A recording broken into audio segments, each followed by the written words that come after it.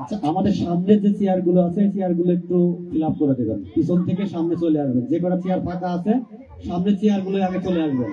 পিছনে আমার চেয়ার যারা আসবেন তারা পিছনে বসবেন, সামনে চেয়ার গুলো আগে ফিল আপ করতে হবে।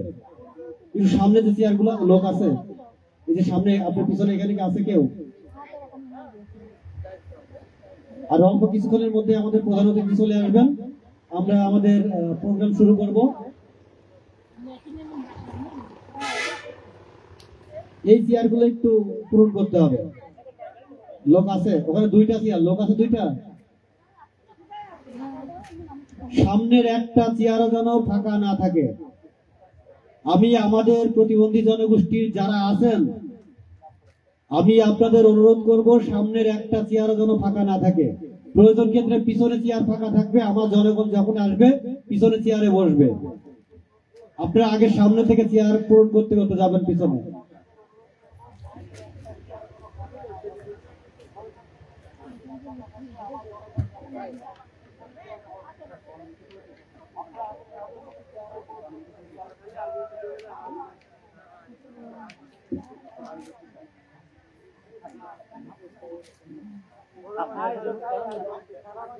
ভাই আয়োজক না,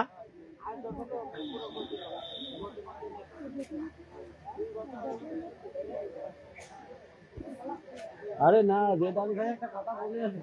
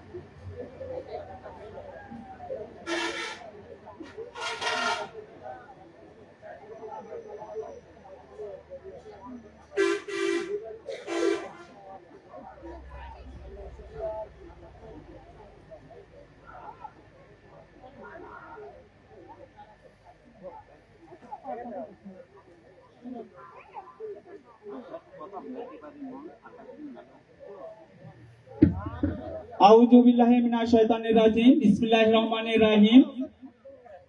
আজ মিরপুর উপজেলা প্রতিবন্ধী ব্যক্তিদের সংগঠন সমূহের আয়োজিত সুষম বন্টনের মাধ্যমে প্রতিবন্ধী মানব কর্মসংস্থানের সুযোগ সৃষ্টি করার লক্ষ্যে আজকের এই আলোচনা সভায় প্রধান অতিথি হিসাবে থাকবেন জনাব মোহাম্মদ ব্যারিস্টার রাকিব রব চৌধুরী।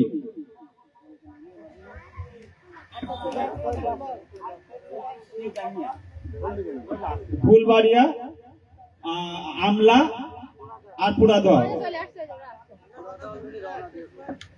সবাই পথের মধ্যে আছে। আমাদের সঙ্গে কথা হয়েছে, পথের মাঝেই আছে, সবাই চলে আসবে। পুরাদহ ফুলবাড়িয়া ইউনিয়ন সভাপতি সহ তার লিডারদের নিয়ে উপস্থিত হচ্ছে। আমরা তাদেরকে হাতে তালি দিয়ে অভিনন্দন জানাই। পুরাদহ, ফুলবাড়িয়া ও আমলা সংস্থার প্রতিনিধি এবং সভাপতি যারা আছেন তারা সরাসরি মঞ্চে আসে বসে পড়বেন। মহেশ ভাই, ইব্রাহিম ভাই, সভাপতিদের সামনে আসার জন্য বিশেষভাবে অনুরোধ করা যাচ্ছে।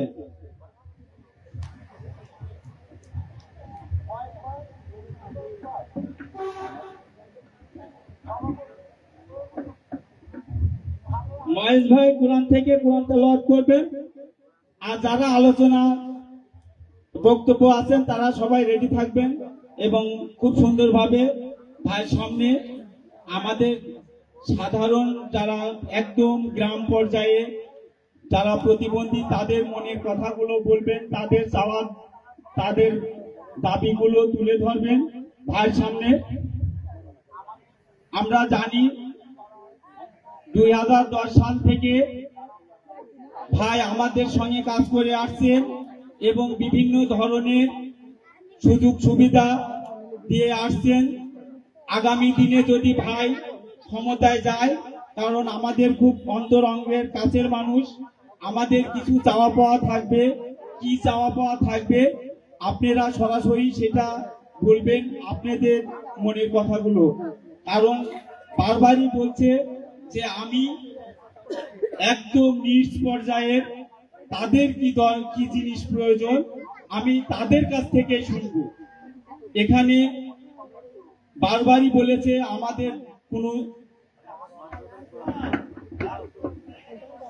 আমাদের মাঝে ভাইরা, আমার প্রধান অতিথি অলরেডি রওনা দিয়ে দিয়েছেন। আমাদের কিছুক্ষণের মধ্যে আলোচনা সভা এবং আমাদের অনুষ্ঠান শুরু হতে যাচ্ছে। আমাদের প্রধান অতিথি রওনা দিয়ে দিয়েছেন, কিছুক্ষণের মধ্যে আমাদের মাঝে উপস্থিত হবেন।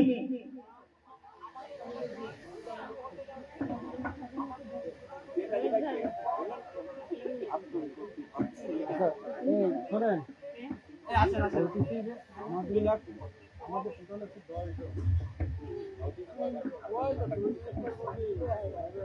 ওনার সাথে গেলে একজন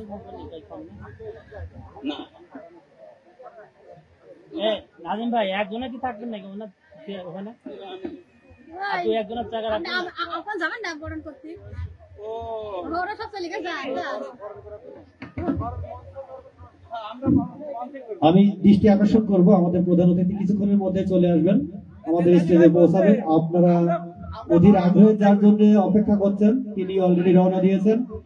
আমি এ পর্যায়ে আমাদের মেহরুপা সুলতানা রনি, আসাদুল ভাইকে আছেন, মেহরুপা সুলতানা রনি, আসাদুল ভাই আছেন, আর এর সাথে আমাদের আরেকজন যিনি ক্লাস নিয়েছিলেন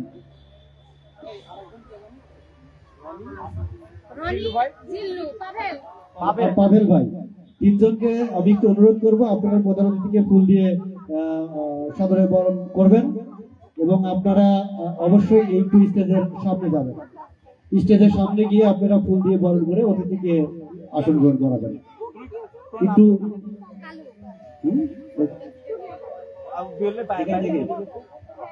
আচ্ছা,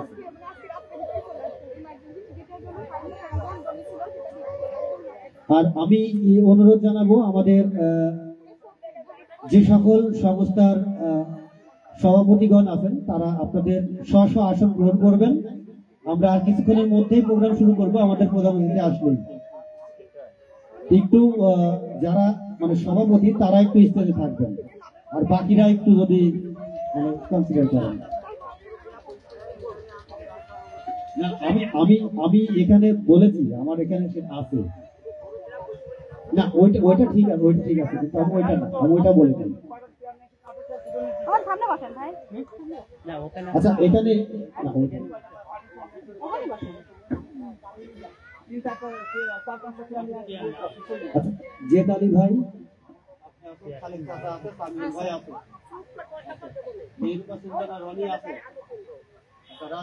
মেহরুপা সুলতানা আপা আপনি মঞ্চে আছেন, কারণ আপা হচ্ছে আপনি বক্তব্য দিবেন, ঠিক আছে?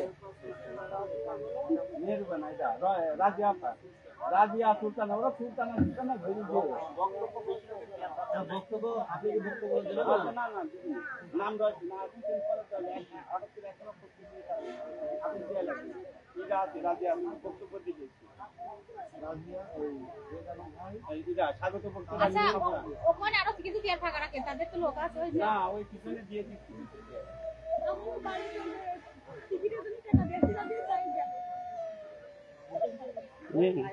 বলবা যে আমরা চরম প্রতিবন্ধীদের আনতে পারিনি, বিশেষ করে ওই আমাদের রাস্তাটা হয়ে যাওয়ার কারণে ওঠা নামা খুবই সমস্যা, যার কারণে হুইল চেয়ার ইউজ যারা আছে আমরা সম্পূর্ণ হুইল চেয়ার ইউজকে আনতে পারিনি। এই রাস্তাটা খুবই সমস্যার কারণে এই কথাটা বলবা। তা অনেকের প্রতিনিধি আসছে, গার্জেন আসছে।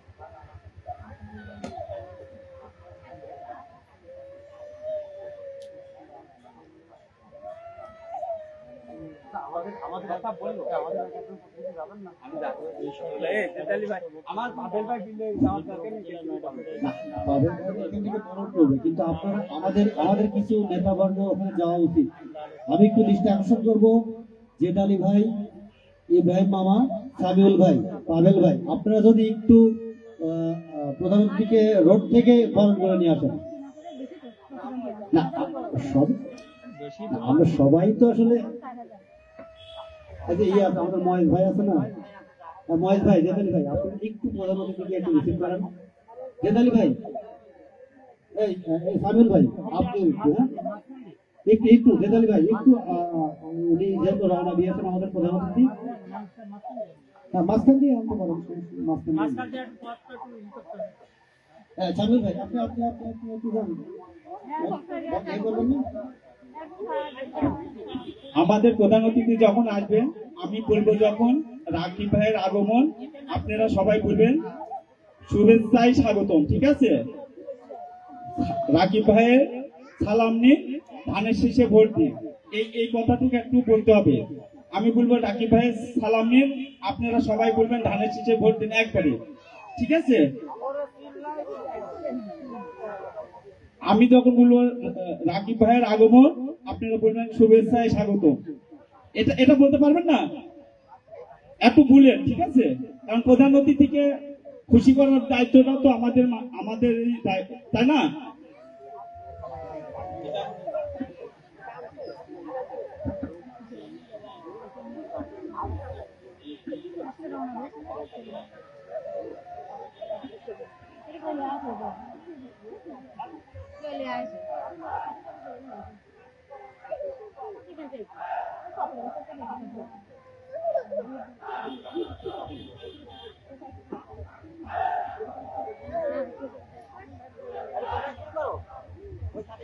রাকিব ভাইয়ের আগমন, রাকিব ভাইয়ের আগমন, রাকিব ভাইয়ের আগমন, রাকিব ভাইয়ের আগমন, রাকিব ভাইয়ের সালাম নিন,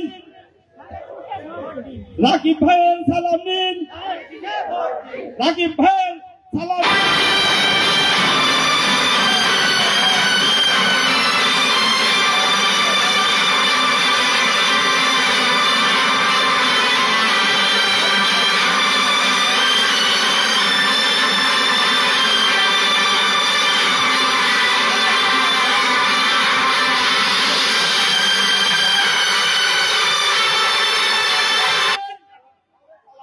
রাকিব ভাইয়ের সালাম নিন, রাকিব ভাইয়ের সালাম নিন।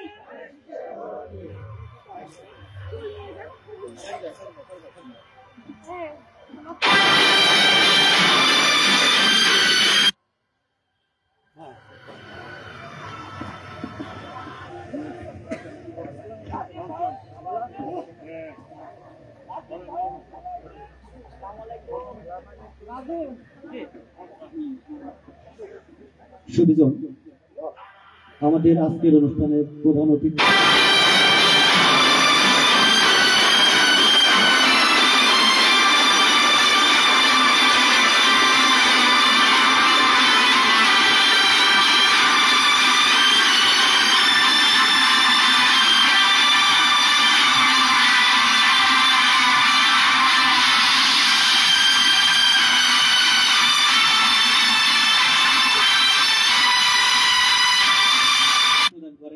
সেই মধ্যমণি, আমাদের প্রতিবন্ধী জনগোষ্ঠীর মধ্যমণি রাকিব রাব চৌধুরী আমাদের মধ্যে উপস্থিত হয়েছেন। আমরা সকলে প্রতিবন্ধী ব্যক্তিদের মিরপুর উপজেলা প্রতিবন্ধী সংগঠন সমূহের পক্ষ থেকে আন্তরিক শুভেচ্ছা ও অভিনন্দন জানাচ্ছি।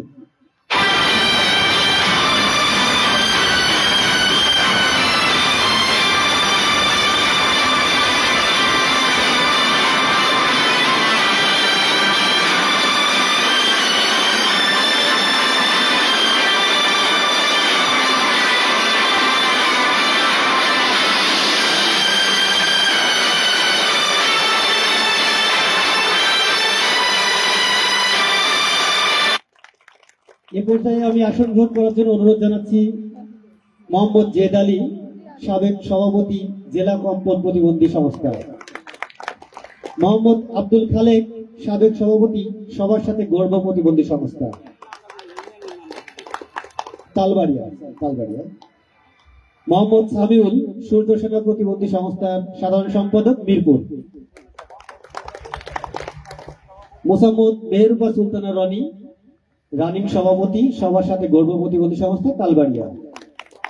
মোসাম্মদ রাজিয়া সুলতানা, উনি সাধারণ সম্পাদক, তালবাড়িয়া, সবার সাথে গর্ব প্রতিবন্ধী সংস্থা। এবং আমি স্বপন আহমেদ, সভাপতি, সবার সাথে শিল্প প্রতিবন্ধী সংস্থা পুরাদহ। আরো উপস্থিত রয়েছেন আমাদের মাঝে জনাব মাসুদ পারভেজ, সাবেক সভাপতি, সবার সাথে চলব প্রতিবন্ধী সংস্থা বারুইপাড়া। আরো উপস্থিত রয়েছেন ময়জউদ্দিন, আলোর পথে প্রতিবন্ধী সংস্থা আমলা। জনাব ইব্রাহিম হোসেন, সবার সাথে মিশব প্রতিবন্ধী সংস্থা ফুলবাড়িয়া। তো আমাদের আসন গ্রহণের পালা এখানে শেষ।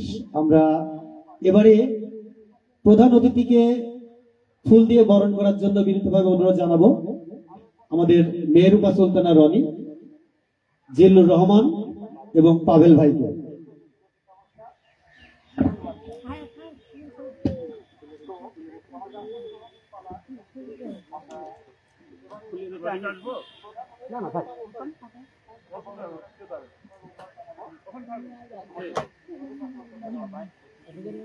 ভাই সামনে আসুন। একটু সামনে।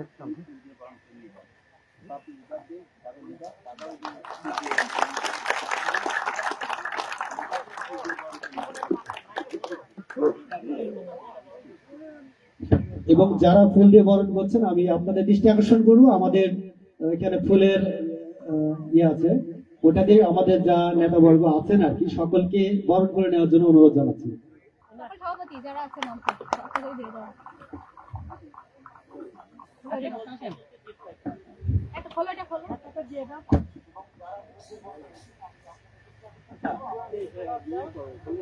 আমাদের ভিতরে ছবি তোলার দায়িত্ব ছিল।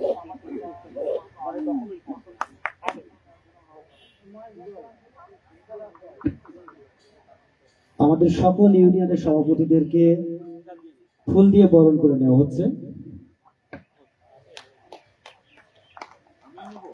একটু এই হায়াত ভাই ওদিক দাও, ওদিক দাও, ওদিক দাও। আচ্ছা, এই পাশে যে কজন আছে একটু ফুল দিয়ে বরণ করবেন।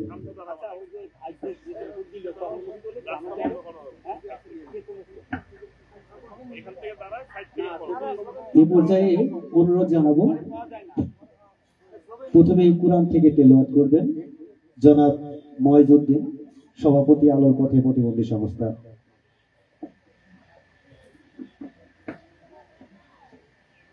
আসসালামু আলাইকুম, আপনারা ভালো আছেন তো?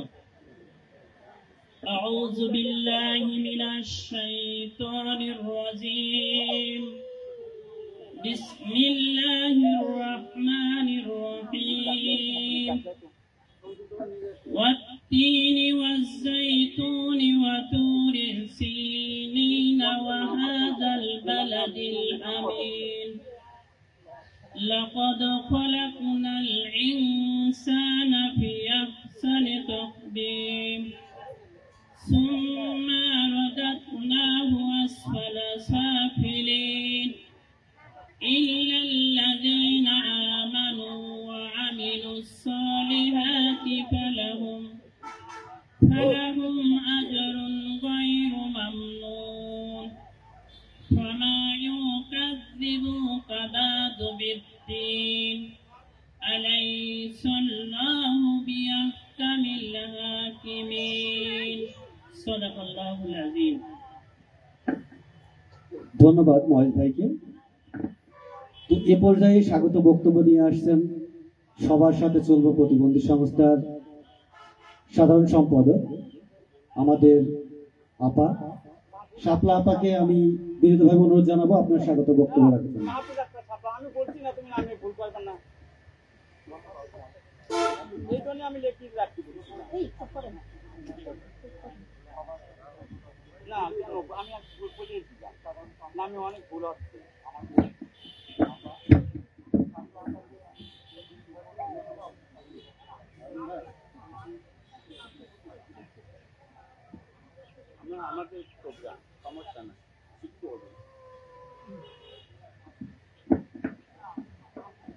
বিসমিল্লাহির রহমানির রহিম।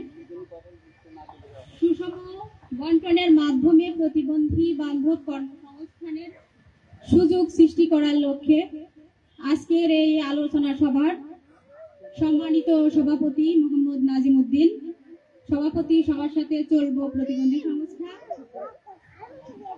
আজকের এই অনুষ্ঠানের প্রধান অতিথি হিসাবে উপস্থিত আছেন জনাব ব্যারিস্টার রাগিব রূপ চৌধুরী, সদস্য জাতীয় নির্বাহী কমিটি বিএনপি, আমার বিভিন্ন ইউনিয়নের প্রতিবন্ধী নেতৃবৃন্দ এবং প্রতিবন্ধী সদস্যরা, সবাইকে আসসালামু আলাইকুম। আসলে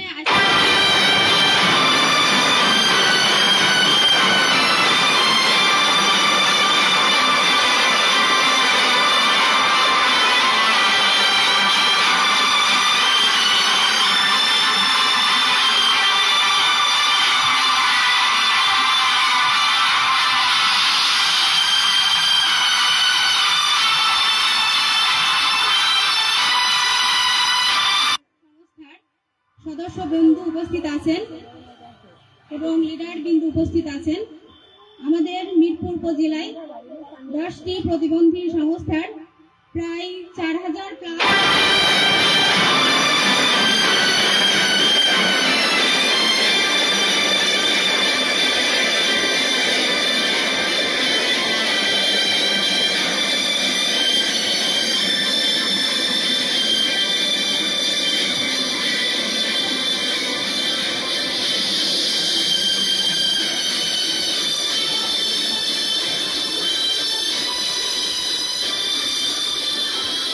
মর্যাদা বৃদ্ধি পায় যখন সে নিজে ইনকাম করতে পারে, পরিবারের দায়িত্ব নিতে পারে।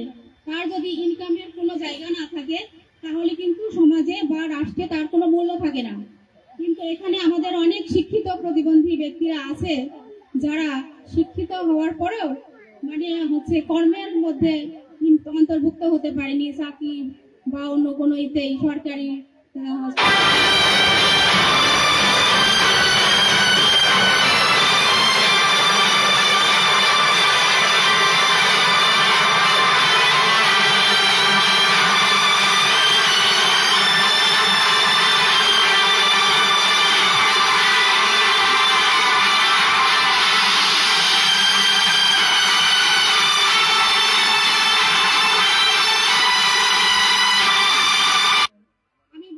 মাননীয় ব্যারিস্টারের মাধ্যমে সরকার পর্যায়ে যাতে এই বিষয়টা বিশেষভাবে দৃষ্টি দেওয়া হয়, প্রতিবন্ধী ব্যক্তিদের এই কর্মসংস্থানের বিষয়টা।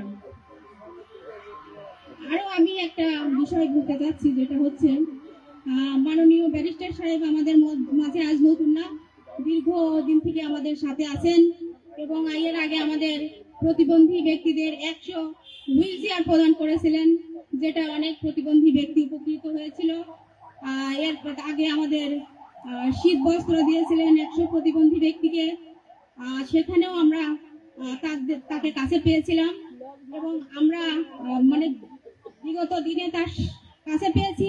আমরা আশা করব আগামী দিনগুলো সে আমাদের সাথে থাকবে এবং আমরা তার সাথে থাকবো, ইনশাল্লাহ আমরা তার পাশে থাকবো এবং আমাদের পাশে মাননীয় ব্যারিস্টার সাহেব থাকবেন।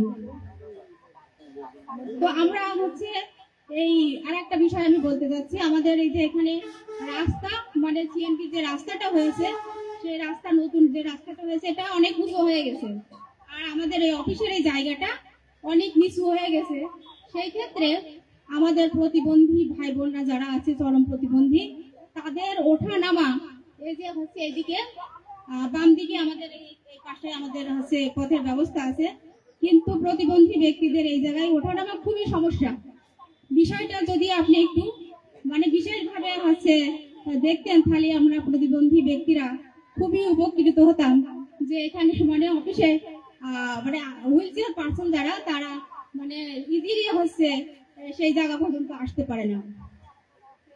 তো আমাদের ব্যারিস্টার সাহেব আমাদের মধ্যে উপস্থিত হয়েছেন। আমরা আশা করব আগামী দিনে আপনি সরকার গঠনে গুরুত্বপূর্ণ ভূমিকা রাখবেন এবং আমরা আপনার পাশে থাকবো, ইনশাল্লাহ আপনিও আমাদের সাথে থাকবেন। এই বলে আমি আমার বক্তব্য শেষ করছি। ধন্যবাদ সবাইকে। ধন্যবাদ। মাহফুজ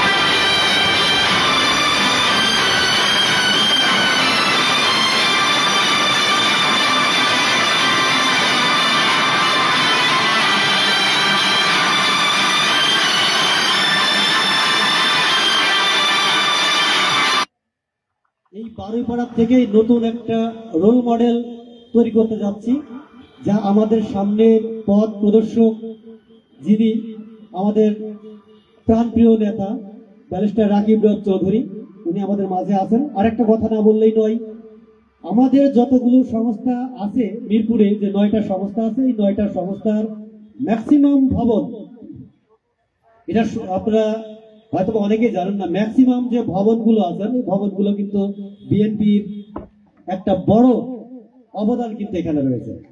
যেমন পুরাদা ইউনিয়নে যে ভবনটি রয়েছে সবার সাথে শিক্ষক প্রতিবন্ধী সংস্থার, ওই জায়গা থেকে শুরু করে বিল্ডিং পর্যন্ত কিন্তু বিএনপির সেই সময় অবদান, বড় একটা অবদান ছিল। তো আগামীতে আমি আমাদের মাহফুজা আপার সাথে আরেকটু যোগ করব, সেটা হচ্ছে ভাই আমাদের যে অফিসগুলো রয়েছে এই অফিসগুলোর আসলে খুব দ্রুত আর কি মানে কিছু বাউন্ডারির ব্যবস্থা করা দরকার। কারণ ওই জায়গাতে আমরা এমনিতেই সমাজে পিছিয়ে পড়া মানুষ, আমরা আসলে ওইভাবে একটা বাউন্ডারি দিয়ে বা একটা ইয়ে দিয়ে রাখার মতো পরিবেশ নাই। আমরা কোনো গাছ লাগাতে পারি না, আমাদের অফিসের আঙিনায় গাছ লাগালে অনেক সময় গরু ছাগল অবশ্যই চলে আসে, এসে এটা খেয়ে যায়। এইটা আপনি একটু অবশ্যই সুনজরে দেখবেন যেন আমাদের অফিসগুলোতে একটু বাউন্ডারি ব্যবস্থা করা হয়। তো এ পর্যায়ে বক্তব্য নিয়ে আসার জন্য বিনীতভাবে অনুরোধ জানাচ্ছি জনাব ইব্রাহিম হোসেন, সবার সাথে মিশবো প্রতিবন্ধী সংস্থার সভাপতি ফুলবাড়িয়া। আসসালামু আলাইকুম। আজকে এই মহতী অনুষ্ঠানের সভাপতি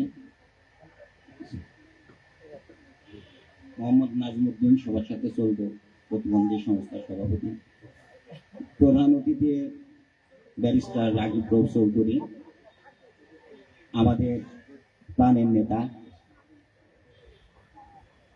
আমার সামনে উপবিষ্ট প্রতিবন্ধী অপ্রতিবন্ধী ভাই ও বোনেরা এবং এই দলের কর্মীবৃন্দ এবং সাধারণ মশান এলাকাবাসী, আসসালামু আলাইকুম।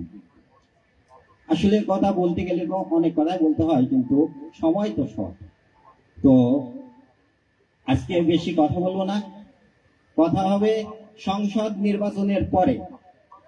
এই পর্যন্ত আমরা ভাইয়ের সঙ্গে আছি, ভাইয়ের সঙ্গে থাকি, পরিশ্রম করতে হবে আমাদের একসাথে, কাঁধে কাঁধ মিলায়ে আমরা এই উপজেলা বাসী এবং আমাদের প্রতিবন্ধী সমস্ত জনগোষ্ঠী সবাই একসাথে থাকি, কাঁধে কাঁধ মিলায়ে। যখন আমরা আমাদের নির্বাচন হবে, নির্বাচনে যখন জয় হবে, জয়ের সংসদে যখন যাব, তখন ভাইকে আমরা ওই সময় ধরবো, আমরা আপনাকে নির্বাচিত করেছি, জয় করেছি, এখন আমাদের দাবিগুলো আপনি পূরণ করবেন। তো এই বলে আমি আমার বক্তব্য শেষ করছি। আজকে বক্তব্য দেব না, বক্তব্য হবে ইনশাল্লাহ জয়ের পরে। ধন্যবাদ ইব্রাহিম আমাকে। তো আরেকটু কথা আমি যোগ করি, এই সেই মাটির মানুষ যার সঙ্গে ঢাকাতে আমার একটা প্রোগ্রামে তার সাথে থাকার একটু সৌভাগ্য হয়েছিল। সেখান থেকে মানে আমি সে কত বড় মাপের মানুষ বুঝতে হবে যে ওখান থেকে আমার কাছ থেকে, আমার মতো নগণ্য একটা মানুষের কাছ থেকে মিরপুর উপজেলার মানুষের খোঁজ খবর নিচ্ছেন, এই তোমাদের অমুক এলাকার মানুষ কেমন আছে, তোমাদের সংস্থাগুলো কেমন আছে। তো এই যে মানুষ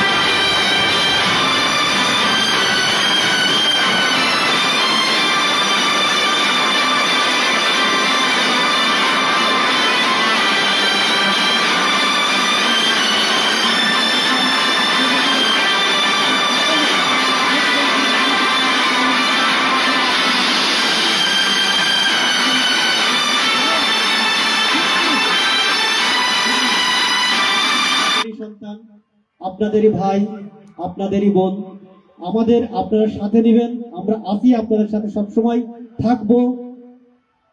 তো এ পর্যায়ে বক্তব্য রাখার জন্য বিনীতভাবে অনুরোধ জানাচ্ছি জনাব জেদ আলী, সভাপতি, সাবেক সভাপতি কম্পন জেলা প্রতিবন্ধী সংস্থা কুষ্টিয়া।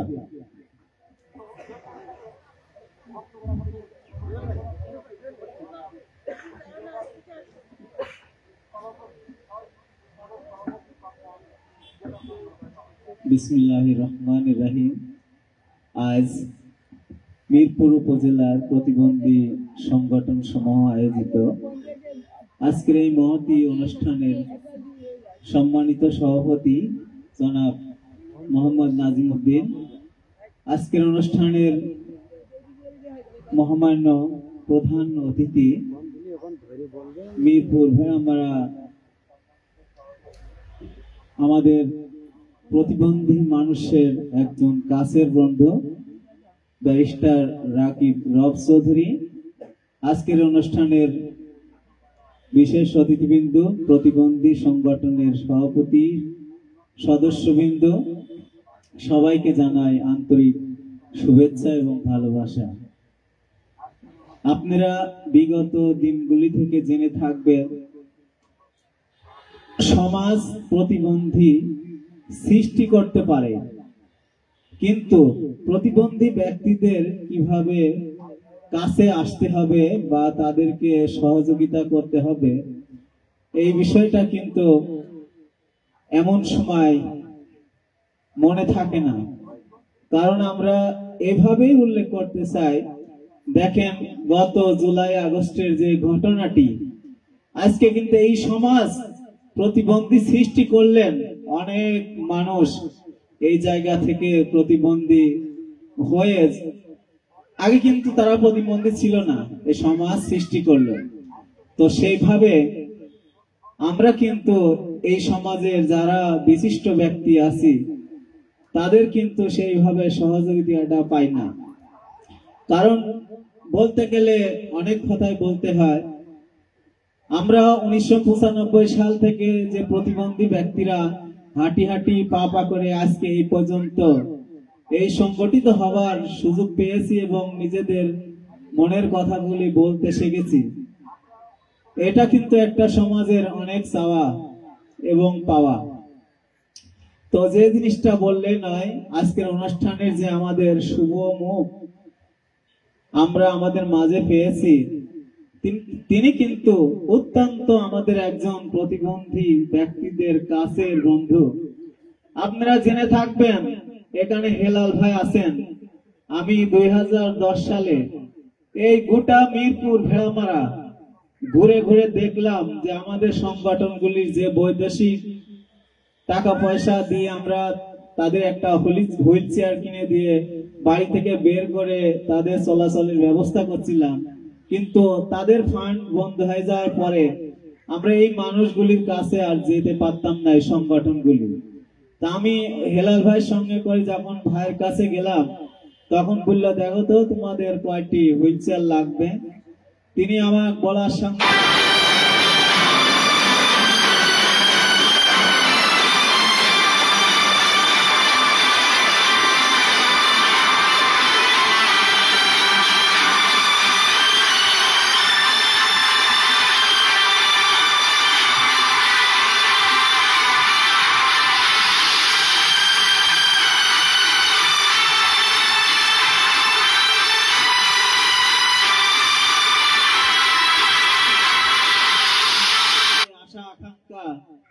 তিনি যাতে সংসদে যে এই প্রতিবন্ধী মানুষগুলির কথা বলতে পারেন, এটাই আমরা আশা করব।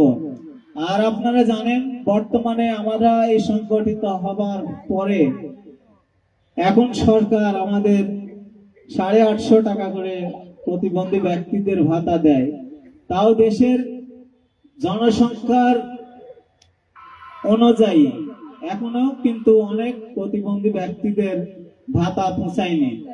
আস্তে আস্তে এগুলি হয়তো হবে।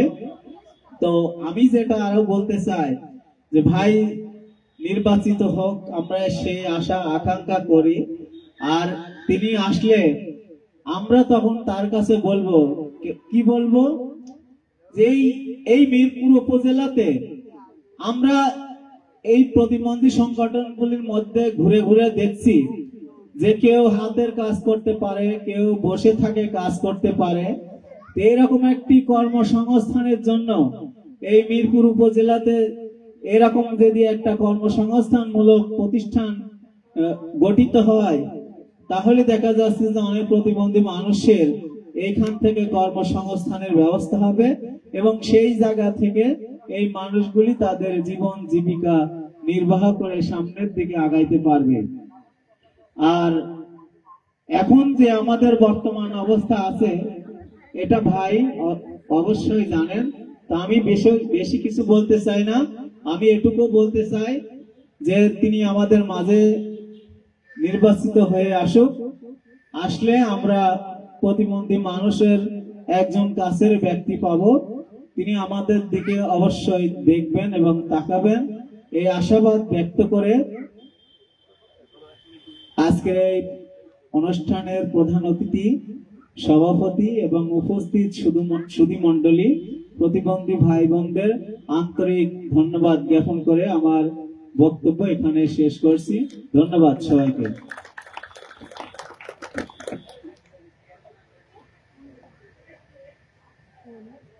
ধন্যবাদ জিয়াদ আলী ভাইকে তার সুন্দর বক্তব্য রাখার জন্য। তো এই পর্যায়ে অনুরোধ রাখবো আমাদের প্রতিবন্ধী বোনদের মধ্যে থেকে মুসাম্মদ রাজিয়া সুলতানাকে তার কিছু কথা উপস্থাপন করার জন্য। উনি তালবাড়িয়া প্রতিবন্ধী সংস্থার সাধারণ সম্পাদক হিসেবে আছেন তালবাড়িয়াতে।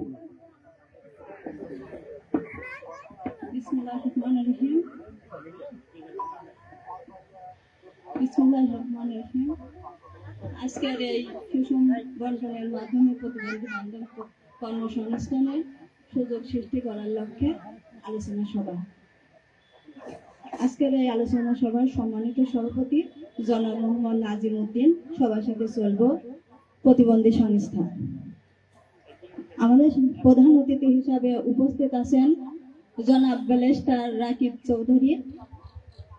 আরো উপস্থিত আছেন আমার প্রতিবন্ধী লিডার বর্গ এবং আমার প্রতিবন্ধী ভাই ও বোনেরা। আসসালামু আলাইকুম। আজকের এই অনুষ্ঠানে সম্মানীয় প্রধান অতিথির কাছে আমার কিছু কথা আছে।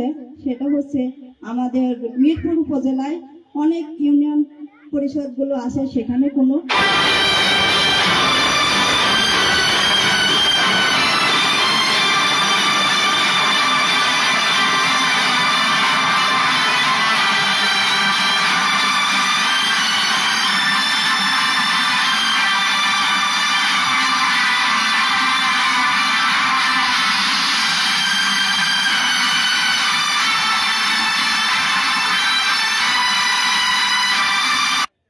দেখেন বা ভাই আমাদের কাছের মানুষ, ভাই আমাদের এটা দেখবেন এবং আমাদের প্রতিবন্ধী ভাই বোন যারা আছে, অনেকেই প্রতিবন্ধী ভাই বোন আছে যাদের সমস্যা থাকলেও তারা যখন প্রতিবন্ধী জরিপ হতে যাচ্ছে তাদেরকে অনেক হয়রানি হচ্ছে যে তুমি প্রতিবন্ধী না। অবশ্যই সে কিন্তু প্রতিবন্ধী, তার সমস্যা আছে, কিন্তু সে সেখান থেকে প্রতিবন্ধী জরিপ হতে যেয়ে সমস্যার সৃষ্টি হচ্ছে। আমি বলবো ভাই যদি এটুকু যদি ভাই নির্বাচিত হয়ে আসুক, আমাদের সে কাছের মানুষ, আমরা তার কাছে অনেক দাবি, আমার আশা ভাইয়ের কাছে যাই আমরা প্রতিবন্ধী ভাই বোন কখনো সেখান থেকে ধিক্কার পাবো না, সেখান থেকে অবশ্যই সুযোগ সুবিধা পাবো। সরকারি বেসরকারি সংস্থাগুলো বা শিক্ষা প্রতিষ্ঠানগুলো আছে, সেখানে অনেক কর্মচারী অনেক কর্মচারী আছে, সেখানে আমার প্রতিবন্ধী ভাই বোন সুযোগ সুবিধা পায় না।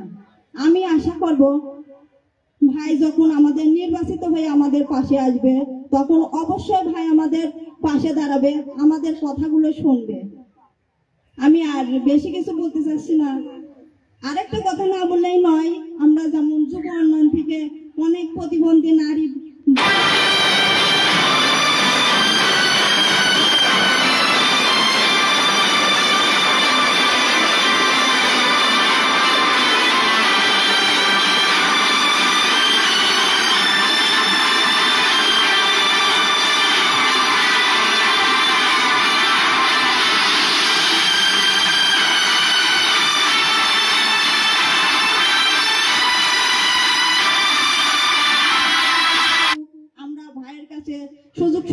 পাবো। আমি আর বেশি কিছু বলতে চাচ্ছি না, এই বলে আমি আমার বক্তব্য শেষ করছি। সবাইকে ধন্যবাদ। ধন্যবাদ রাজিয়া সুলতানাকে তার মূল্যবান বক্তব্য রাখার জন্য। তো ভাই অবগতির জন্য আমি দুটো কথা বলবো, সেটা হচ্ছে ভাই, আমাদের এমন কিছু প্রতিবন্ধী মানুষ রয়েছেন, এমন কিছু প্রতিবন্ধী বোন রয়েছেন যাদের ঘর বাড়ি কোনো কিছু নাই, বা সেক্ষেত্রে তাদের পিতামাতার সম্পত্তি থেকে অনেক প্রতিবন্ধী ভাই বোন কিন্তু বঞ্চিত হয়েছেন। কিছু কিছু ক্ষেত্রে দেখা যায় তারা অনেক সময় বাজারে কোনো দোকানপাটের পাশে বারান্দায় তারা দিন যাপন করছেন। তো সেক্ষেত্রে আমাদের যে আবাসন প্রকল্পগুলো আছে সেখানেও কিন্তু আমাদের প্রতিবন্ধী ব্যক্তিদের জন্য সেভাবে মানে কোনো বরাদ্দ বলেন আর কোনো একটা ঘর দেওয়ার মতো সে মন মানসিকতা আমরা বিগততে দেখি নাই। আমি নিজেও আমার একটা সদস্যের জন্য আমি কয়েকবার আবেদন করেছি, আমার সে সদস্যটা ঘর পাই নাই। সে আজকে অন্যের বাসায় থাকে, অন্যের বাসায় বারান্দাতে সে দিন যাপন করে। তো ভাই বিষয়টা একটু দেখবেন।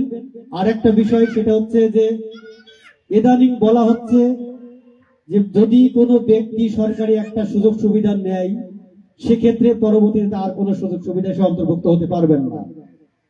আসলে এই ব্যাপারটা নিয়ে আমরা আমাদের কিছুদিন আগে একটা কনভেনশন হয়েছে ঢাকা রাজশাহীতে, সেখানে আমরা জোরালভাবে উপস্থাপন করেছি। রাজশাহী ডিসি মহোদয় উনি বলেছেন যে এটা সম্পূর্ণ ভিত্তিহীন কথা। একজন মানুষের প্রতিবন্ধী ভাতা কত এখন বর্তমানে হয়েছে 900 টাকা। একটা মানুষের এক মাসে 900 টাকায় কি হতে পারে, এটা আপনাদের কাছে প্রশ্ন থাকলো। যদি 900 টাকায় একটা মানুষের একটা মাস যায় তাহলে আমাদের কোনো আপত্তি ছিল না, কিন্তু একটা মানুষের 900 টাকায় আসলে কিছুই হয় না। সেক্ষেত্রে যদি ইউনিয়ন পরিষদের বা আদার্স যে সরকারি সুযোগ সুবিধা রয়েছে যেমন ভিডব্লিউডি, কাবিকা, এখানে যদি আমাদের প্রতিবন্ধী ব্যক্তিদের ইনক্লুড করা যায় তাহলে মনে হয় একটু স্বাচ্ছন্দ্য ভাবে তারা জীবনযাপন করতে পারে। তো ধন্যবাদ। এ পর্যায়ে আমাদের সামনে বক্তব্য নিয়ে আসছেন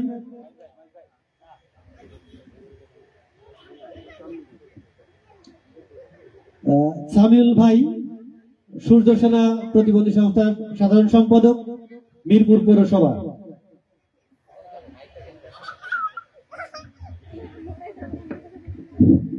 বিসমিল্লাহির রহমানির রহিম। সম্মানীয় প্রধান অতিথি মহোদয়, মিরপুর উপজেলা প্রতিবন্ধী নেতৃবৃন্দ, এখানে কি শুধু কিন্তু প্রতিবন্ধী নেতৃবৃন্দ, আমরা যদি সবাইকে ডাকতাম তাহলে একটি মাঠ লাগতো। বিশেষ করে আমি প্রধান অতিথি মহোদয়কে আমি ধন্যবাদ জানিয়ে আমি কিছু কথা বলার মতো এখানে সুযোগ সৃষ্টি হয়েছে, আল্লাহর কাছে লাগু করতে শুকরিয়া আদায় করি। আমি সর্বপ্রথমে স্বপনের যে কথাটা বললেন যে বেহেশতেখানার টিকিট কে দেবে? আল্লাহ ছাড়া দিনা।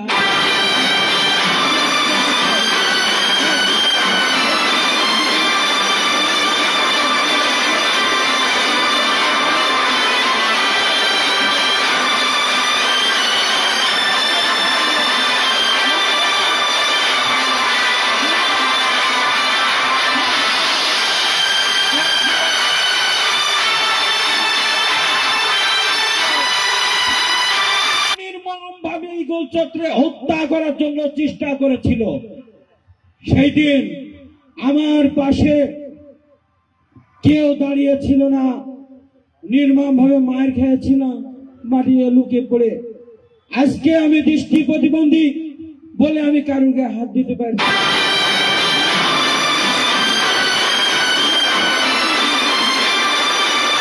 তাই আমি তারেক রহমান স্যারকে আমি বলবো, তরুণ সমাজকে আপনি তরুণ সমাজকে আপনি নমিশন দিবেন। এই ব্যারিস্টার রাকিব চৌধুরী 2010 সাল থেকে আজকে কেস কাটারি এই বিএনপির নেতৃবৃন্দকে সমস্ত দেখাশোনা করে আসছে এই ব্যারিস্টার রাকিব চৌধুরীর ছেলে। আমি ভাইকে আমি একটা কথা বলবো, যেদিন তারেক রহমান মিরপুর ফুটবল মাঠে আসছিল সেই দিন তার হাতের সাথে হ্যান্ডশেক করছিলাম, 1 মিনিট ধরে আমার হাতে হ্যান্ডশেক করে উনি আমাকে হ্যান্ডশেক করে ধরে রাখছিল। সেই দিন আমি বলেছিলাম আমি যতদিন বাঁচবো ততদিন আমি তারেক রহমান স্যারের নির্দেশেই আমি চলবো। আর আমার গুরু বলেছিলেন মাটির নিচে এখন ঘুমিয়ে আছে ফারুক চৌধুরী মহোদয় আজকে নেই পৃথিবীর বুকে। আর যদি ফারুক চৌধুরী বেঁচে থাকতো তাহলে আমার জীবনে, আমি কিছুদিন আগে অসুস্থ হয়েছিলাম, আমার দেখার মতো কেউ ছিল না। এই ফারুক চৌধুরী কিন্তু আমাকে অনেক টানিছে। তাই চৌধুরীর বাড়ি খেয়ে আমি কেমনে করে আমি নুন হারামি করতে পারি না। সংগ্রামী ভাই ও বোনের আমার, প্রতিবন্ধী ভাই বোনের আমার, আপনাদের কাছে দৃষ্টি আকর্ষণ করে বলছি, আমরা যাকে হাতের কাছে পাবো তাকেই আমরা নির্বাচিত করব। তারেক রহমানের নির্দেশে তার নির্বাচন করতে হবে ইনশাআল্লাহ। আপনাদের কাছে ভোট আমি আপনার কাছ থেকে চাই ধানের শীষে।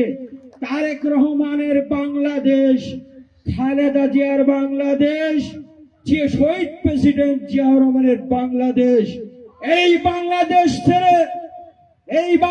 ছেড়ে শেখ হাসিনা যেরকম পালিয়ে গিয়েছে, এই বাংলাদেশ ছেড়ে তো খালেদা জিয়া পলায় নাই। এই বাংলাদেশের মাটিতে উনি আছেন, এই বাংলাদেশেই উনি বাংলাদেশ ছেড়ে উনি যাবে না। এই বাংলা বলেছিলেন ওনার মুখের কথা যে আমি বাংলাদেশ ছেড়ে কোথাও আমি যাব না, মরতে হলে আমি বাংলাদেশের মাটিতেই মরব। কিন্তু আমি বাংলাদেশে আমি জন্মগ্রহণ করেছি, আমি বাংলাদেশে থাকবো। আর মিয়া দেশ স্বাধীন করেছে কে? আপনি তো ছিলেন সেদিন জেলখানায়। প্রেসিডেন্ট জিয়াউর রহমান দেশ স্বাধীন করেছিল, প্রেসিডেন্ট জিয়াউর রহমান দেশ স্বাধীন করেছিল এই বাংলাদেশে। আর বলে আমরা নাকি দেশ স্বাধীন করেছি। মিয়া বাংলাদেশে মামার বাড়ি ছিননি, হয়তো আমার বক্তব্যের পরে আমাকে ফোনে ঠেট দেওয়া হবে। আমি ওই ঠেটকে আমি পরোয়া করে চলি না, আমি ভয় করে চলে না।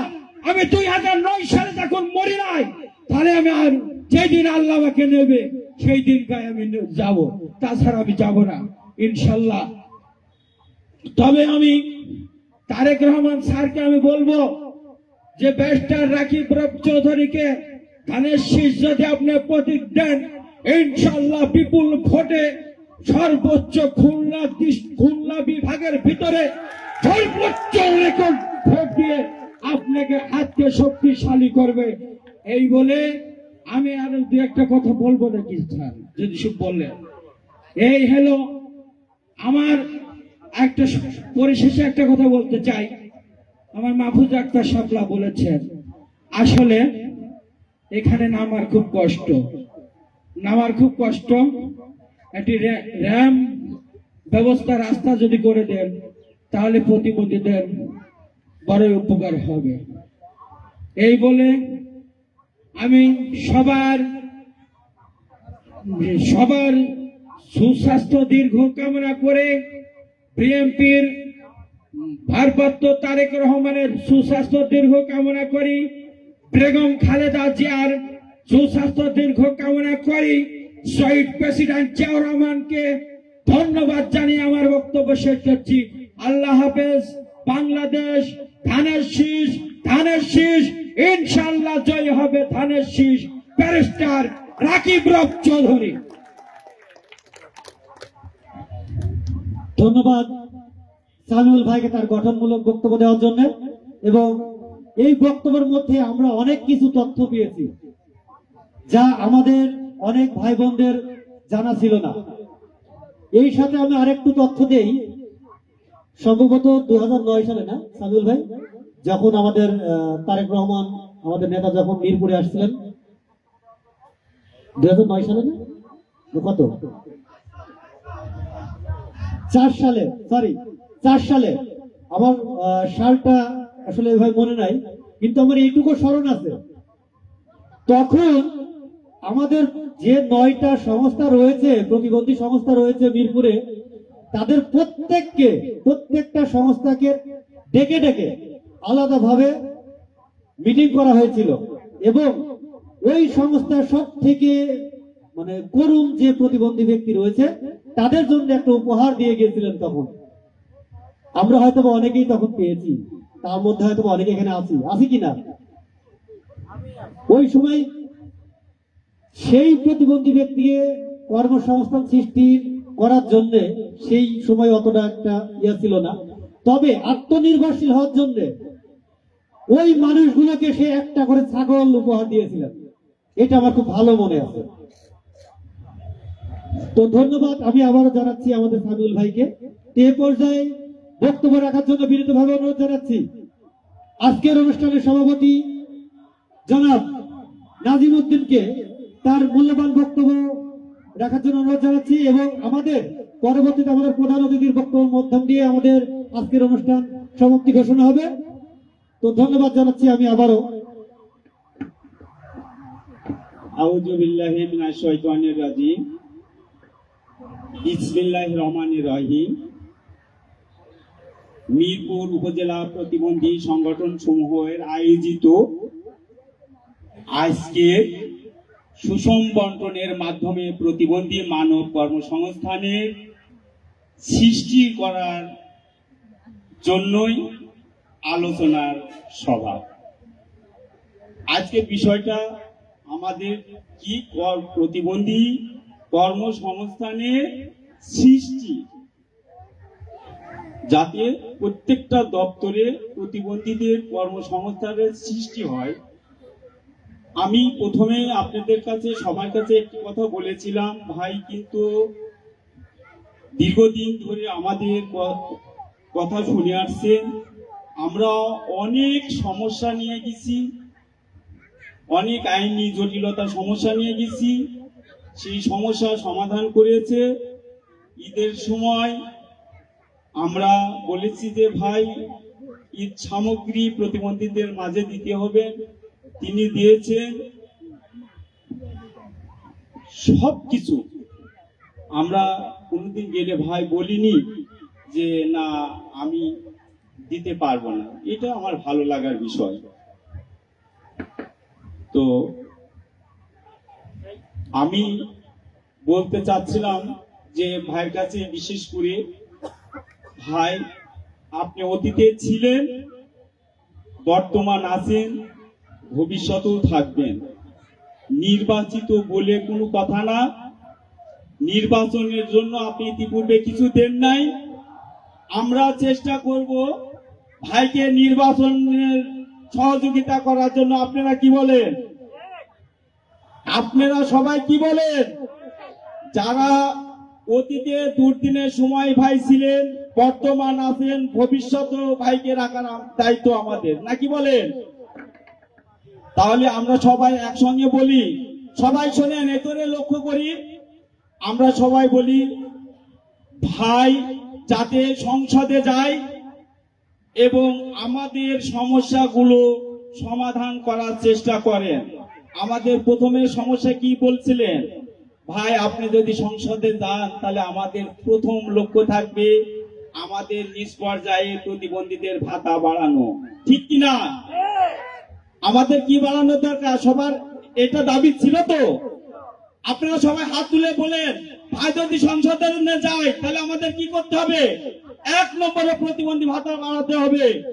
আজকে 850 টাকা মাসে ভাতা, 50 টাকা ভাতা বেড়েছে, এটাই কিন্তু প্রতিবন্ধীদের হচ্ছে না, কারণ প্রত্যেকটা দ্রব্যের মূল্য জিনিস বাড়ছে। 900 টাকা দিয়ে 30 দিন পার হচ্ছে না। আর একটা বিষয় ভাই, আমরা এখানে অনেক হুইল চেয়ার ব্যক্তিকে আমরা আনতে পারি নাই।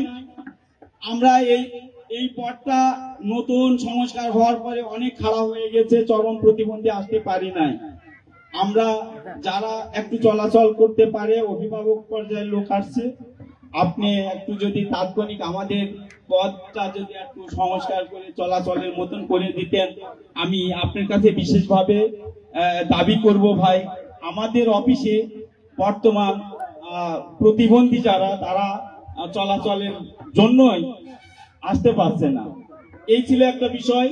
আর একটা বিষয়, যুব উন্নয়নে কর্মসংস্থানের একটা ব্যবস্থা আছে, বিভিন্ন প্রশিক্ষণ দেয়। সেই জায়গায় যদি প্রতিবন্ধী ব্যক্তিদেরকে অংশগ্রহণের সংখ্যাটা বাড়ানো হয়, তাহলে প্রতিবন্ধীরা কর্মসংস্থানের বৃদ্ধি পাবে। মহিলা অধিদপ্তর, যুব উন্নয়ন, সমাজসেবা, এই প্রতিষ্ঠানগুলোই বিভিন্ন প্রশিক্ষণ, বিভিন্ন অনুদান একদম নিজ পর্যায়ে লোকদের নিয়ে কাজ করে। সেখানে যেন প্রতিবন্ধীদের সংখ্যাটা বাড়ানো হয়, তাহলে প্রত্যেকটা জায়গায় প্রতিবন্ধীদের কর্মসংস্থানটা বাড়বে। তো আর বেশি কিছু বলবো না, যেহেতু সময় খুব সংক্ষিপ্ত। আমি একটি প্রত্যাশাই বলে যাব, আমাদের বারুইপাড়ার ইউনিয়নের সন্তান মানে আমাদের সন্তান, একদম গরিব দুঃখীর পাশে দাঁড়ানোর মতনই একজন আছেন। তিনি হচ্ছে রাকিব ব্যারিস্টার রব চৌধুরী। আমরা তার কাছে কোনোদিন খালি হাতে ফিরাই নাই। আগামী দিনে ভবিষ্যতে আমরা তাকে ফিরাবো না। আমরা তাকে সংসদে দেখতে চাই কিনা? আমরা তাকে, রাকিব ভাইকে সংসদে দেখতে চাই কিনা? রাকিব ভাইয়ের সালাম নিন, রাকিব ভাইয়ের সালাম নিন। এই প্রত্যাশায় আজকে আলোচনা আমি এখানে সংক্ষেপে শেষ করছি। আল্লাহ হাফেজ। ধন্যবাদ নাজিম ভাইকে তার গঠনমূলক বক্তব্য রাখার জন্য।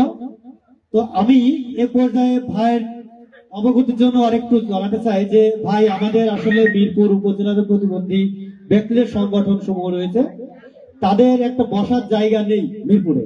তো আমাদের একটা জমি ছিল ভাই মিরপুরে, সেটা হচ্ছে জিয়া রোডে। তো সম্প্রতি আমাদের ফ্যাসিস্ট যে সরকার ছিলেন, সেই সরকারের আমলে আমাদের যে মিরপুর ভেড়ামারার এমপি ছিলেন, উনি আসলে এক নাগারে রেলওয়ে যে জমিগুলো লিজ করেছিলেন, তার মধ্যে আমাদের জমিটাও সে নিয়ে নিয়েছিলেন। তো পরবর্তীতে আমাদের সেখানে আসলে আর কোনো বসার মতো জায়গা আমরা করতে পারি নাই বা জমির উপরে যাইতে পারি নাই। তা আগামীতে যদি আমাদের মিরপুর ভেড়ামারার এমপি আমাদের রাকিব রব চৌধুরী ভাই যদি আসেন, তাহলে আমি আপনার কাছে আশা রাখবো ভাই, ওখানে আমাদের একটু বসার ব্যবস্থা করে দেওয়ার জন্য। তো ধন্যবাদ জানাচ্ছি। এ পর্যায়ে বক্তব্য রাখবেন আজকের অনুষ্ঠানের প্রধান অতিথি তথা মধ্যমণি, আমাদের গরিব দুঃখী মানুষের কাছের মানুষ, যার জন্য প্রতিবন্ধী মানুষদেরও মন কাঁদে, যার জন্য, যাকে এক নজর দেখার জন্য আমাদের আজকে মিরপুর উপজেলার বিভিন্ন ইউনিয়ন থেকে আমাদের প্রতিবন্ধী ব্যক্তিরা এসেছেন। সেই রাকিব ভাইয়ের কিছু দিক নির্দেশনামূলক কথা শুনবো। এ পর্যায়ে আমি অনুরোধ রাখবো আমাদের আজকের অনুষ্ঠানের প্রধান অতিথিকে তার দিক নির্দেশনামূলক কিছু বলার জন্য।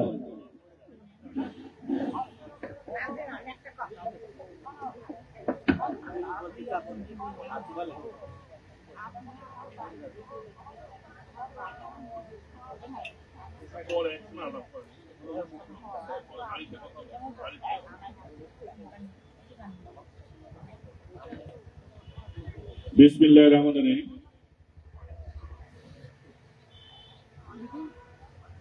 মিরপুর থানার যারা প্রতিবন্ধীদের 9টি সংগঠনের আয়োজনে আজকের এই মত বিনিময় সভার সম্মানিত সভাপতি, যারা আজকে এখানে উপস্থিত আছেন, সবাইকে আসসালামু আলাইকুম।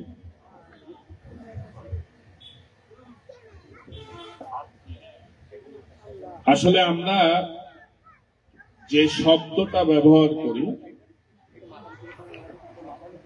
প্রতিবন্ধী, এই শব্দটাও এখন উন্নত দেশে ব্যবহার করা হয়। অর্থাৎ যদি কোনো কারণে, জন্মগত কারণে অথবা পরবর্তী কোনো কারণে যদি কারো শারীরিক বা মানসিক কোনো ধরনের সমস্যার সৃষ্টি হয়, তার জন্য কিন্তু এখানে আলাদা করে তাকে নাম দেওয়ার কোনো কারণ নেই।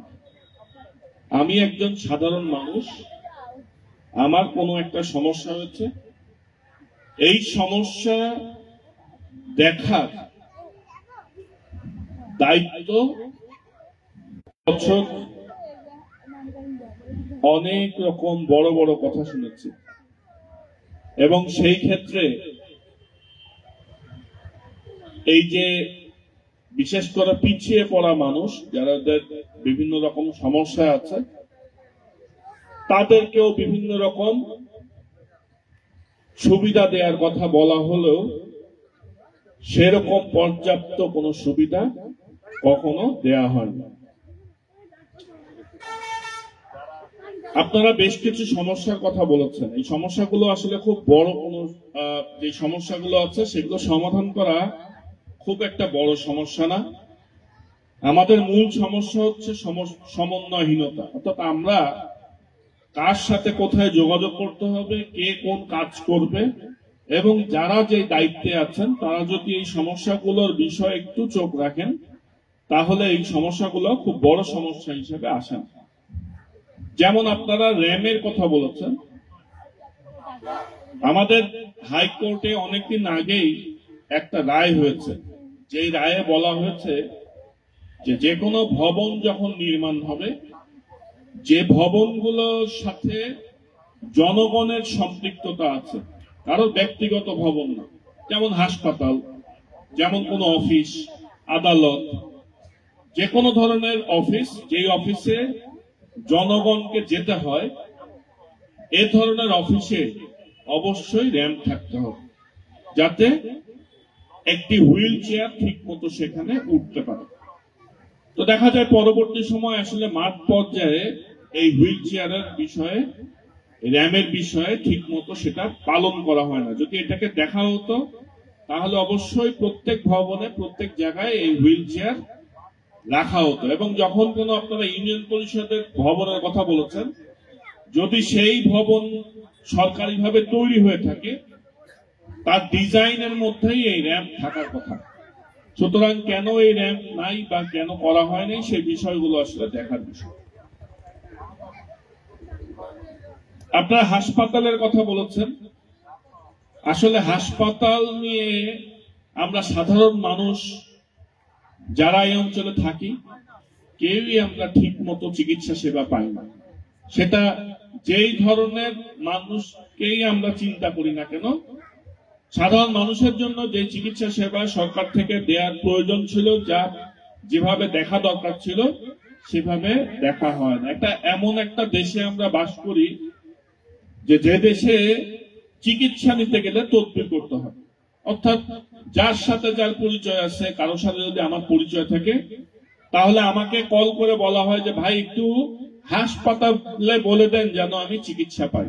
এটা হচ্ছে আমাদের নিয়মের ব্যর্থতা, সরকারের ব্যর্থতা, যে সরকার যদি পর্যাপ্ত চিকিৎসা সেবা দিতে পারত তাহলে এই ধরনের কোন তদবিরের কোন প্রয়োজন হতো না। একইভাবে আপনারা মাসিক ভাতার কথা বলেছেন, যেটা 850 টাকা বা 900 টাকার কথা বলা হয়েছে। এই অর্থ আসলে দিয়ে একজন মানুষের স্বাভাবিক কোনো কিছুই করা সম্ভব না। আমরা যদি ঠিক মতো খাওয়া দাওয়া করি, চলি, ওষুধপত্র কিনি, তাহলে এই 900 টাকা দিয়ে আসলে কিছু করা সম্ভব না। এরকম ভাবে যদি হিসাব করা হয়, আপনাদের চিকিৎসা, আপনাদের ভাতা, আপনাদের চলাচলের জন্য হুইল চেয়ার, এই বিষয়গুলো কিন্তু আসলে খুব বড় কোনো জিনিস না, বড় কোনো বিষয় না। এটা সরকারের এমনিতেই করা উচিত। আপনার আমার বাড়ি যদি উন্নত দেশে হতো, তাহলে দেখতেন এখান থেকে লাখ লাখ টাকা মাসে দেওয়া হয়। এবং এমনও আছে, আমি নিজে দেখেছি, যে যিনি চলতে পারছেন না এমন কোন ব্যক্তিকে চলার জন্য তার সাথে নার্স দিয়ে দেওয়া হয়, অর্থাৎ তাকে দেখাশোনা করার জন্য সরকার থেকে লোক দেওয়া হয় যাতে সে চলতে পারে, তার ফ্যামিলি তার পরিবারের যেই থাকুক না কেন। এরপরও সরকার একজন প্রতিবন্ধী রোগী বা কাউকে যিনি চলতে পারছেন না তাকে সেখানে একজন আলাদা করে মানুষ দেয়া হচ্ছে, যাকে কেয়ার গিভার বলে, অর্থাৎ তার সেবা প্রদানকারী একজন মানুষ দেয়া হচ্ছে যে তাকে 24 ঘন্টা দেখে রাখবে। যখন একজনের বয়স 60 বছরের উপরে যায় তখন নিয়ম অনুযায়ী এনআইডিতে যেই বয়স আছে সেই বয়স পার হওয়ার সাথে সাথে দেখা যায় বয়স হিসাব করে সাথে সাথে তার ব্যাংক অ্যাকাউন্টে টাকা চলে যায়।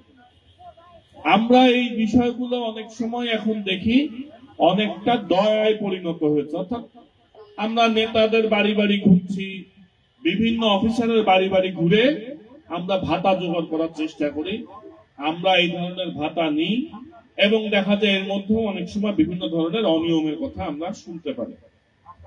তো এই যে দাবিগুলো আপনাদের আলোচনা থেকে বক্তব্য থেকে আসছে, এইগুলো আসলে আপনাদের অধিকার, এটা কারোর দয়া না, কারোর এখানে কারোর যে দয়া করে মানবতা দেখায় কেউ করে দিচ্ছে তা না। আপনি আমি এই দেশের নাগরিক, সরকারের দায়িত্ব এই কাজগুলো করে দেয়া। সেই জায়গা থেকে আমি মনে করি যে আমি যখনই যেই সুযোগ আসুক, এটা আসলে সত্যিকার অর্থে নির্বাচন কেন্দ্রিক কোন বিষয়ে যে আমি একদম সম্পূর্ণভাবে আসছি এই চিন্তা করে আসলে আমি আসি।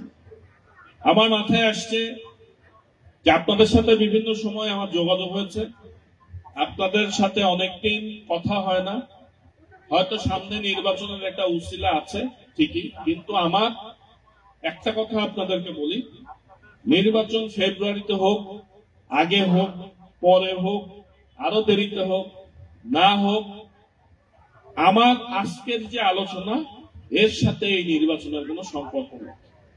সম্পর্ক একটা আছে, সেটা হচ্ছে যে আমি কিভাবে আপনাদের এই সুযোগ সুবিধার বিষয়গুলোতে ভূমিকা রাখতে পারবো এ বিষয়ে চিন্তা আমার মাথায় আছে।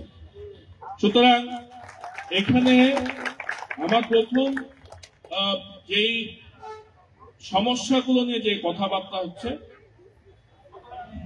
আমি নিজেও আসলে জানতাম না যে এলাকাতে কতজন প্রতিবন্ধী আছে। আমি 2010 সালের দিকে একটা বিদেশি সংস্থা থেকে আমাকে 1100 হুইল চেয়ার দেওয়া হলো। 1100 হুইল চেয়ার যখন দেওয়া হলো তখন চিন্তা করলাম যে আমার এলাকায় কিছু হুইল চেয়ার আগে দিই, বাকি হুইল চেয়ার মিলায় যেখানে যেখানে দেওয়া সম্ভব সেখানে দিব। তা আমি মনে করলাম যে হয়তো 50, আমি জিজ্ঞেস করলাম, কেউ প্রতিবন্ধী খুঁজে পায় না। যখন বলি যে আমি তো হুইল চেয়ার দিতে চাচ্ছি, তো কাকে কাকে দেয়া যায়, তো বললো এটা খুব বেশি নাই, হয়তো 50-100 হবে কিনা সন্দেহ। তা আমি চিন্তা করে দেখলাম যে তাহলে আমি 100 হুইল চেয়ার এখানে মিরপুর এবং ভেড়ামারা এলাকার জন্য রাখি, বাকি হুইল চেয়ার না হলে আমি আলাদা আলাদা করে দেশের বিভিন্ন জায়গায় দিব। এই হুইল চেয়ার নিয়ে যখন গ্রামে গ্রামে খোঁজ নেওয়া শুরু করলাম এবং এই যে সংগঠনের আজকে যারা কথা বলছে, আস্তে আস্তে এক পর্যায়ে তাদের সাথে যখন কথা বলা শুরু করলাম তখন দেখি যে আস্তে আস্তে চাহিদা বাড়ছে। শেষ পর্যন্ত আমি এই 2 থানায় 350 হুইল চেয়ার দিলাম। তো সেই যদি আমি আগে থেকে অন্যান্য জায়গায় প্রতিশ্রুতি না দিয়ে থাকতাম তাহলে হয়তো এই 1100 হুইল চেয়ারে আমি মিরপুর এবং ভেড়ামারা থানায় দিতে পারতাম। কিন্তু আমার কাছে তখন মনে হয়েছে তথ্যের অভাবে যে এখানে বেশি লাগবে না, সে কারণে আমি বাকি জায়গাগুলোতে প্রতিশ্রুতি দিয়ে দিয়েছিলাম। সেই কারণে এইখানে আমরা 2 থানায় 350 হুইল চেয়ার দিয়েছি। সেই সময় আমি আসলে দেখা শুরু করলাম যে যেই সমস্যাগুলো আমরা সম্মুখীন হই, এই সমস্যাগুলোর আসলে কার্যকর কোনো পদক্ষেপ আমরা সমষ্টিগতভাবে নেওয়ার সুযোগ সৃষ্টি হয় না। যেমন ধরেন একজন শিশু প্রতিবন্ধী যে জন্ম থেকে প্রতিবন্ধী হয়েছে, আপনার আমার বাড়ি যদি উন্নত বিশ্বে হতো তাহলে তারা এই স্বাভাবিকভাবে এই মশান হাই স্কুল বা প্রাইমারি স্কুলে পড়াশোনা করার সুযোগ পেত। কিন্তু আমাদের দেশে, আমাদের এলাকায় যখন একজন বাচ্চা কোন ধরনের শারীরিক সমস্যায় ভোগে, মানসিক সমস্যায় ভোগে, তখন যে স্কুলগুলো আছে তারা নিতে চায় না, বলে যে সাধারণ ছাত্রছাত্রীদের সাথে এই শিশু পড়তে পারবে না। কিন্তু আসলে এটা উন্নত বিশ্বে কোথাও নাই। উন্নত বিশ্বে একজন সাধারণ ছাত্রছাত্রীদের সাথে একজন প্রতিবন্ধী শিশুকে পড়াশোনা করার সুযোগ সৃষ্টি করে দেওয়া হয়। প্রয়োজনে সেই শিশুর সাথে একজন কর্মচারী রাখা হয় যাতে সে পড়াশোনা করতে পারে। এই একটা কারণে আমাদের দেশে যারা শিশু প্রতিবন্ধী তারা পড়াশোনা করার সুযোগ, খুব কম প্রতিবন্ধী এই সুযোগ পায়। কিন্তু আসলে এই সুযোগ থাকার কথা, কিন্তু আমরা পাই নাই। তো যাই হোক, আমারও আসলে আজকে সময় কম। আমি আপনাদেরকে এই কথা বলতে পারি যে আমরা বর্তমান যে প্রেক্ষাপটে আছি, বিশেষ করে 5ই আগস্টের যে সরকার পরিবর্তন হয়েছে, এদেশে গণতন্ত্র এবং স্বাধীনতা সার্বভৌমত্ব ফিরে আসার যে পরিবেশ সৃষ্টি হয়েছে, বিগত 17 বছর এদেশের মানুষ ভোট দিতে পারে নাই। একটা ভোট দেওয়ার হয়তো একটা পরিবেশ সৃষ্টি হয়েছে। সেই জায়গা থেকে আগামী ফেব্রুয়ারিতে নির্বাচনের একটা সম্ভাবনা সৃষ্টি হয়েছে, নির্বাচন হওয়ার। সেক্ষেত্রে বাংলাদেশ জাতীয়তাবাদী দল ইতিমধ্যে একটি 31 দফা কর্মসূচি দিয়েছেন, যেটা বিএনপির ভারপ্রাপ্ত চেয়ারম্যান জনাব তারেক রহমান 2023 সালে ঘোষণা করেছেন।